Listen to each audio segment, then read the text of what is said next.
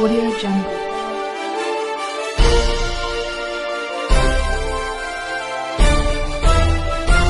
Audio Jungle.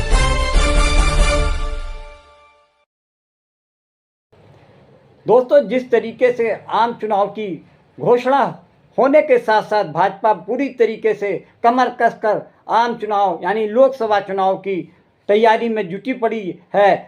अब हम खास तौर से बात करेंगे राजस्थान के बारे में। राजस्थान में पिछले विधानसभा चुनाव में यानी 2023 में जो विधानसभा के चुनाव हुए उसमें राजस्थान, छत्तीसगढ़ और मध्य प्रदेश में चुनाव हुए। वहाँ पर भाजपा ने जिस तरीके से क्रांतिकारी परिवर्तन करते हुए, अपनी मनमानी करते हुए क्षेत्रीय नेताओं को दरकिनार किया, उसका किसी ने भी कहीं पे भी कोई विरोध नज़र नहीं आया। यानी ये कहा जा सकता है कि दिल्ली सरकार, दिल्ली दरबार से जो आदेश आता है भाजपा की तरफ से, उसको अक्षरशः पालन किया जाना चाहिए। अगर किसी ने उसका विरोध किया तो उसको दरकिनार कर दिया जाता है। जैसे कि पूर्व सीएम, राजस्थान की पूर्व सीएम वसुंधरा राजे सिंधिया अपनी बात पर अड़ गईं और उन्होंने साफ साफ ये इशारा कर दिया कि अगर उनको विधानसभा चुनाव में मुख्यमंत्री पद का दावेदार नहीं बनाती हैं तो भाजपा को भारी नुकसान उठाना पड़ सकता है।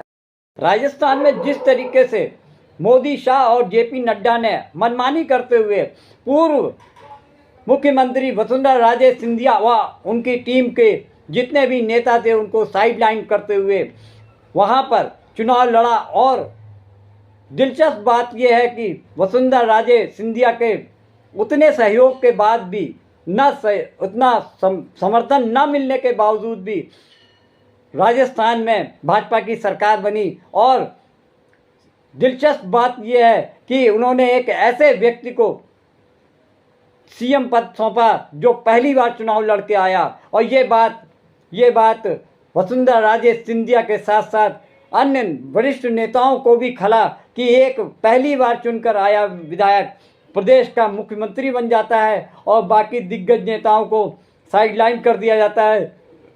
पिछले विधानसभा के चुनाव के ठीक पहले मोदी, शाह ने प्रदेश के पूर्व गृह मंत्री और विधानसभा अध्यक्ष कैलाश मेघवाल को पार्टी से बाहर कर रास्ता दिखा दिया, क्योंकि उन्होंने ये मांग की थी कि जो वर्तमान में मोदी सरकार में जो केंद्रीय कानून मंत्री हैं अर्जुन राम मेघवाल, उनको सत्ता से हटाया जाए, उनको केंद्रीय मंत्रिमंडल से निकाला जाए। लेकिन भाजपा ने उनकी बात पर विश्वास न करते हुए और उल्टा कैलाश मेघवाल को ही पार्टी से बाहर करने का इरादा कर लिया। और ठीक इस चुनाव के मौके पर भी ऐसा करने से भाजपा को कोई भारी नुकसान नहीं हुआ, बल्कि वहाँ पे अशोक गहलोत की सरकार को मुंह की खानी पड़ी और भाजपा की एक बार फिर से राजस्थान में सरकार बन गई। इसके अलावा राजस्थान के अलावा मध्य प्रदेश और छत्तीसगढ़ में भी भाजपा ने यह अनूठा प्रयोग किया, जिसमें मध्य प्रदेश में ऐतिहासिक जीत दिलाने वाले जो पूर्व मुख्यमंत्री शिवराज सिंह चौहान, जिन्होंने ऐतिहासिक जीत दिलाई, उनको भी साइडलाइन कर दिया गया। इसके साथ ही छत्तीसगढ़ में भी 3 बार के मुख्यमंत्री बने हुए डॉक्टर रमन सिंह को भी मोदी, शाह और नड्डा ने साइडलाइन करते हुए उनको मार्गदर्शक मंडल में डाल दिया। अगर पिछले 4-5 साल का जो केंद्रीय भाजपा का जो रुख देखा जाए तो उन्होंने सिर्फ कद्दावर नेताओं पर ही अपना शिकंजा कसते हुए उनको साइडलाइन करने की जो रणनीति बनाई है। जैसे कि मध्य प्रदेश में केंद्रीय कृषि मंत्री नरेंद्र सिंह तोमर के साथ साथ महासचिव कैलाश विजयवर्गीय को भी साइडलाइन किया और उनको विधानसभा चुनाव लड़ने पर मजबूर कर दिया। इस तरीके से 7 सांसदों को उन्होंने केंद्र से हटाकर मध्य प्रदेश में चुनाव लड़ने का आदेश दिया, जिसमें कि 3 सांसद ही विधायक बन सके, बाकी सबको केंद्र की राजनीति से अलग होकर उनको प्रदेश में काम करने के लिए भेज दिया। इससे साफ जाहिर हो रहा है कि केंद्र में बैठे मोदी, शाह और नड्डा सिर्फ ऐसे नेताओं को अपने साथ रखने पर को तैयार हैं जिनका अपना कोई निजी प्रभुत्व नहीं है, वो केवल यस मैन बने रहें। जो कद्दावर नेता हैं उनको वो प्रदेशों में तक सीमित करना चाहते हैं, जैसे कि ज्योतिरादित्य सिंधिया, जो कि अभी पिछले 2020 में कांग्रेस छोड़कर भाजपा में शामिल हुए थे और उन्हीं की मदद से प्रदेश में एक बार फिर से शिवराज सिंह चौहान ने अपनी भाजपा की सरकार को बनाया। इस वजह से केंद्रीय नेतृत्व में ज्योतिरादित्य सिंधिया को केंद्रीय मंत्रिमंडल में शामिल किया। उससे पहले उनको राज्यसभा में भेजा गया जिससे कि वो उन पर उपकार कर सके।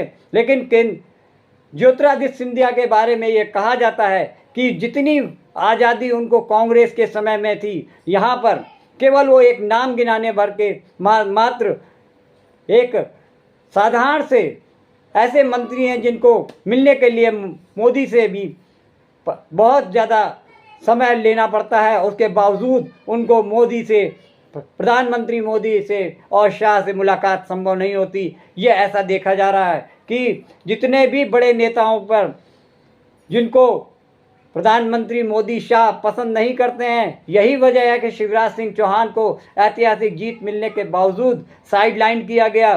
कैलाश विजयवर्गीय जैसे नेता और वी.डी. शर्मा, जो कि भाजपा मध्य प्रदेश भाजपा के अध्यक्ष हैं, इन सब नेताओं को केंद्रीय राजनीति में न लाकर अब वो केवल प्रदेश की राजनीति तक सीमित रखना चाहते हैं। इससे साफ जाहिर हो रहा है कि वो पुराने जितने भी दिग्गज नेता हैं उनको वो साइडलाइन करके जो सेकंड लीडरशिप होती है, सेकंड लाइन की लीडरशिप होती है, उनमें से उनको उभार कर आगे खड़ा करना चाहते हैं ताकि आने वाले समय में कोई भी मोदी और शाह का विरोध करने की हिम्मत ना दिखा सके, क्योंकि वो उनके उपकार के तले दबे होते हैं। वो जितना भी बोला जाएगा, केंद्र से जो भी आदेश आएंगे, वो केवल उसको फॉलो करने का काम करेंगे, उसमें इफ बट लगाने की हिम्मत उनमें नहीं होगी। और यही मोदी, शाह और नड्डा की मंशा है कि ऐसे लोगों को ही संगठन और राजनीति में आगे किया जाए जो कि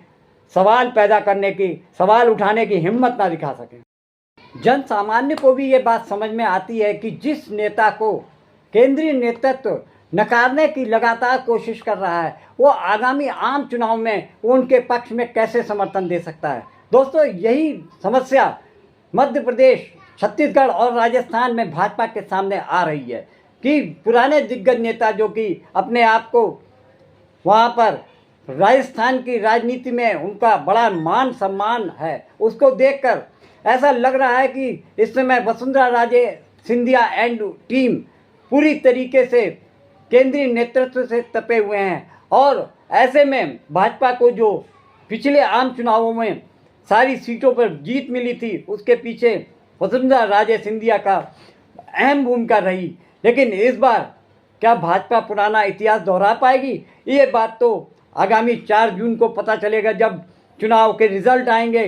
लेकिन इस बात से इनकार नहीं किया जा सकता कि राजस्थान में अब वो 2019 वाली भाजपा नहीं रही है जो कि सारी की सारी सीटों पर भाजपा के कैंडिडेट जीत जाएं। और दूसरी तरफ बाड़मेर क्षेत्र से एक ऐसे निर्दलीय नेता का जागरण हुआ है या उसका प्रभाव देखा जा रहा है कि बाड़मेर क्षेत्र में पिछले विधानसभा चुनाव में उसने भाजपा के और कांग्रेस के नेताओं को मात देते हुए वहाँ पर निर्दलीय चुनाव लड़ा और वो भारी मतों से जीतकर विधानसभा पहुँचा। ये एक ऐसा युवक है जो कि छात्र संघ की राजनीति से उभरकर पहली बार बाड़मेर से चुनाव विधायक का लड़ा और वो जीतकर आगे विधानसभा पहुंच गया।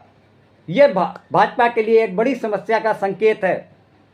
आपको मालूम होना चाहिए कि रवींद्र सिंह भाटी जो कि पहली बार एबीवीपी के टिकट पर चुनाव संघ लड़ना चाहता था, लेकिन एबीवीपी से टिकट नहीं मिला तो वो निर्दलीय चुनाव लड़ा और 4-5 साल तक लगातार छात्र संघ में अध्यक्ष के रूप में रहा। और विधायक के चुनाव में भी उसने भाजपा से टिकट मांगा, लेकिन उसके बात को ना मानते हुए वहाँ पर टिकट किसी और को दिया गया। नतीजा ये रहा कि रविंद्र भाटी निर्दलीय चुनाव लड़कर वहाँ के विधायक बन गए और इस बात की चर्चा पूरे प्रदेश में होने के साथ साथ देश में भी है कि एक निर्दलीय नेता ने भाजपा को अपने क्षेत्र में पानी